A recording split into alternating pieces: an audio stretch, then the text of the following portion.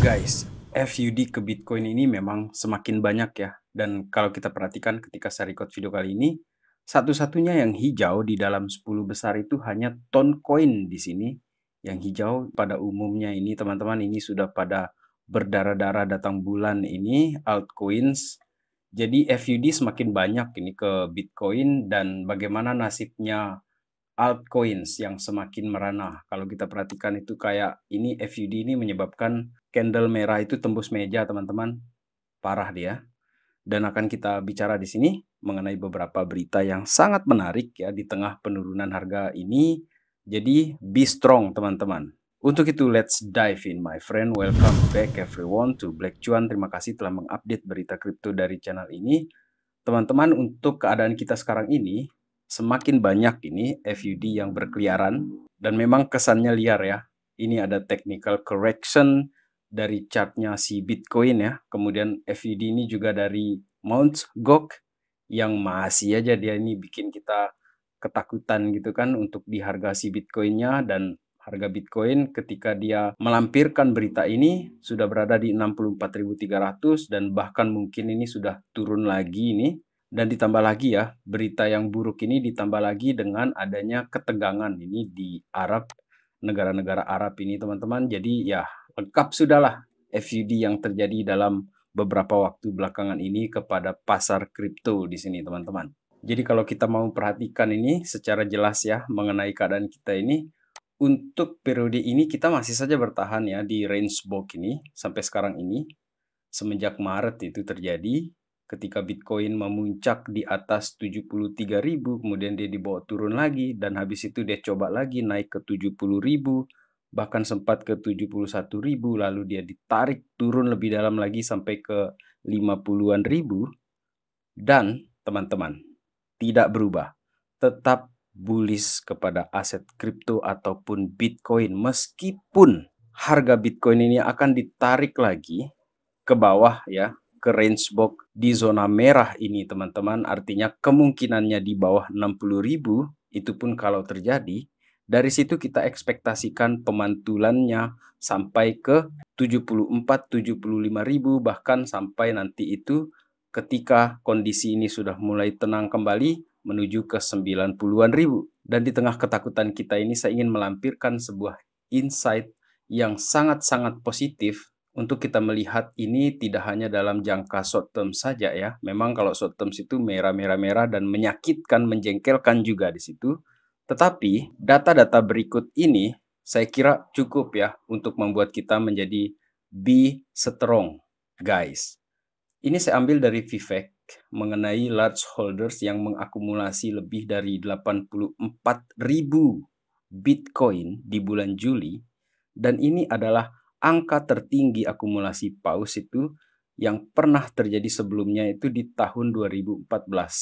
Teman-teman bisa perhatikan, ini area 2014 dan ini adalah wilayah kita di 2024 ini. Yang apabila kita perhatikan responnya di sini adalah tampaknya mereka ini adalah paus yang akan bermain untuk jangka waktu yang lama. Sementara itu halving sudah kita lewati, tapi kok Bitcoinnya belum naik nih Bang? Oke, teman-teman, ada satu indikator yang menarik mengenai para miners di sini, bahwa hash rate untuk Bitcoin ini sudah menyentuh new ATH.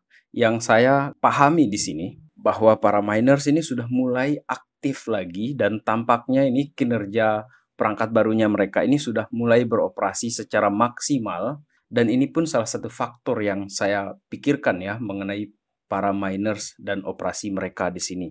Itulah kenapa hash rate-nya Bitcoin ini naik. Dan setelah hash rate ini naik, biasanya itu terjadi kenaikan juga kepada si Bitcoin.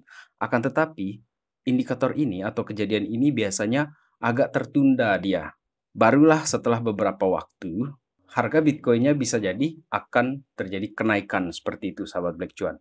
Kemudian yang masih sangat menarik juga di sini, teman-teman, pertanggal 1 Agustus 2024 ini ada terjadi hal yang unik di Binance, di mana ada injected ya, di mana ada injeksi di sini, disuntik dana ini sebesar 384 juta dolar yang masuk ke Binance di sini dalam bentuk USDT stablecoin.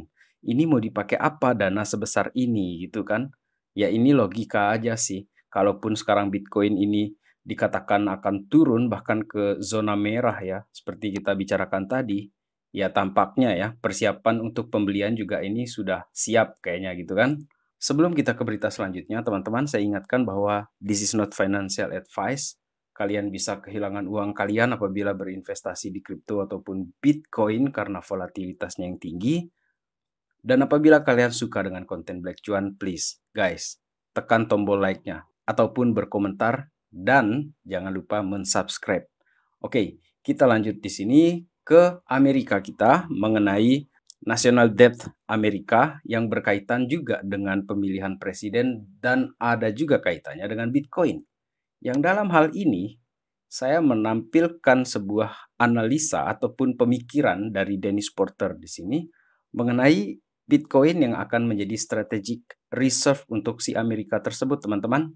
Apabila ini memang benar-benar diadopsi secara massal, maka national debt-nya Amerika yang sebesar 34 triliun tersebut, teman-teman, ketika Bitcoin ini nanti mencapai 13 juta per satu Bitcoin maksudnya di sini, bagi Amerika apabila mereka ini hold ya sejumlah 2,6 juta Bitcoin, maka mereka akan bisa membayar lunas 100% untuk 34 triliun debt-nya mereka, utangnya mereka tersebut. Oleh karena itu, menurut dia ya, kita harus pursue Bitcoin Strategic Reserve to save America. Ini sangat menarik ya, secara thought eksperimen di sini, semacam eksperimen berpikir mengenai bagaimana Amerika ini bisa mengatasi national debt-nya mereka yang sudah 34 triliun atau mungkin sekarang ini sudah 35. Ini sudah 35 triliun, teman-teman. Ini yang update terbarunya, US debt ini sudah surpass 35 triliun. Dan kalau kita bicara perang ya, teman-teman, seperti diberitakan di awal tadi ini mengenai ketegangan ya, perang-perang yang terjadi di negara Arab sana, untuk perang yang selama ini terjadi di Amerika kepada Bitcoin, kepada aset kripto, Donald Trump menyatakan akan mengakhiri perang ini dan juga akan membuat Amerika ini menjadi kapital dari kripto di planet bumi ini, teman-teman, bukan di planet Namex. Dan informasi yang tidak kalah menarik dari si Donald Trump juga datang dari penjualan sepatunya dia, sneakersnya dia, yang ada logo Bitcoin-nya, kemudian ada tulisan ini, Trump Crypto President. Ini udah laku nih. Cepat sekali, banyak sekali pembelinya di sini, teman-teman. Dan lagi-lagi ya, ini memang momen juga karena Donald Trump itu kan pebisnis, teman-teman. Jadi kita tahu lah bagaimana mereka memainkan ini momen ini untuk dapat profit yang besar juga dari penjualan merchandise seperti ini. Kemudian teman-teman, apabila kita masih juga takut ya mengenai short terms di sini, saya ingin menampilkan mengenai Ethereum yang berkaitan dengan altcoins. Bagaimana altcoins ini masih akan merana atau bagaimana? Teman-teman, indikatornya adalah Ethereum kalau menurut saya. Dan sementara ini Ethereum kan sempat lesu nih ETF-nya. Kemudian sekarang kita update di sini bahwa per tanggal 30 Juli 2024 itu untuk pertama kali ada inflow ya. Karena Grayscale itu kan jual barangnya gila-gilaan juga dan dia mulai mengurangi ini untuk lepas barangnya si Grayscale. Dan BlackRock membeli 118 juta dolar untuk Ethereum-nya. Dan ini merupakan pembelian untuk BlackRock ya teman-teman yang melebihi daripada pembeliannya terhadap Bitcoin ETF. Kita perhatikan di sini untuk inflow tersebut ya mengenai Ethereum ETF ini, quick tick kita di sini adalah per tanggal 30 Juli 2024 ini BlackRock yang di tanda pertama ini 74 ya, 74 juta dolar ini dia membeli di Bitcoin ETF per 30 Juli 2024, sementara ketika tanggal 30 Juli itu juga dia membeli Ethereum ETF di sini dengan tickernya dia ETHA di sini sebesar 118. Artinya BlackRock ini lebih kepada si Ethereum ya dalam pembelian hariannya. Jadi ini semacam pertanda menurut saya mengenai kedepannya si Ethereum di sini, sahabat Black Cuan. Dan tidak kalah menarik juga di sini dari Ali Charts bahwa paus Ethereum ini telah mengakumulasi lebih dari 126.000 Ethereum dalam 48 jam terakhir ini per tanggal 1 Agustus 2024 di sini dengan total senilai 440 juta US dollar. Dan seperti saya katakan, apabila Ethereum-nya naik, teman-teman, altcoins bakalan ikutan naik. Dan sekarang kita update mengenai altcoins. Altcoins ini menurut on-chain data ini terkonfirmasi Paus ini sedang bersiap-siap untuk terjadinya altcoins rally. Dan ini menarik ya, karena mereka ini sudah meningkatkan buy orders-nya dia di sini. Dan ini merupakan laporan yang menarik dari Kyongju ya, teman-teman. Kita ke Twitternya dia langsung di sini, bahwa limit buy dari para paus di sini sudah mulai terjadi peningkatan, teman-teman, yang artinya volume untuk altcoins ini yang mengecualikan Bitcoin dan Ethereum itu sedang terjadi kenaikan, dan ini mengindikasikan adanya strong buy walls yang sedang di set up ini oleh para paus, teman-teman. Masih dari indikatornya Kyongju di sini saya ingin memperlihatkan kepada teman-teman mengenai normalized 1 year cumulative buy or sell volume difference ya teman-teman. Ini dari tahun 2020 sampai ke 2024 di sini. Untuk area yang hijau di sini menandakan adanya demand yang besar ya terhadap pembelian altcoins di sini teman-teman. Sementara kalau kita perhatikan apa yang terjadi di 2021 sampai ke 2022 di tengah ini, yang merah ini merupakan indikator terjadinya penjualan di sini, yang merah-merah di sini. Jadi wajar kita melihat di sini sampai 2022 bahkan Januari itu terjadi penjualan besar-besaran di sini untuk Solana ataupun Atom di sini, bahkan sampai ke Cardano.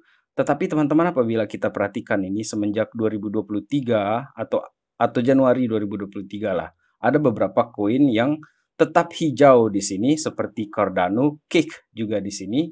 Dan di tahun 2024 ini kita memperhatikan ini bahwa area-area hijau ini sudah mulai menjadi pertanda mereka ini sudah banyak menyiapkan pembelian terhadap altcoins. Oleh karena itu Kyongju ini menyatakan bahwa altcoins ini udah siap-siap ini untuk terjadi rally. Dan apabila skenario bull runs, bullish ya kepada Bitcoin ataupun kripto ini terjadi teman-teman, berapa target kalian? Menutup video ini saya ingin memperlihatkan Ash Crypto di sini mengenai target dia dalam 12 bulan ke depan. BTC 150k sampai 250k. Ethereum 10k bahkan sampai 15k.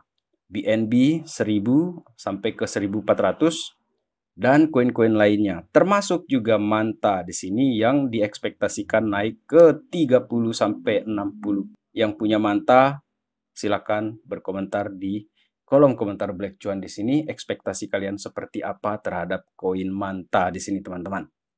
Dan sekian video kali ini. Sampai jumpa di update yang berikutnya. Terima kasih teman-teman telah menonton. Semoga kita tetap be strong di sini. Be strong, guys. Untuk sisanya kita let's enjoy the ride, guys. Salam Black Cuan. Peace, my friend.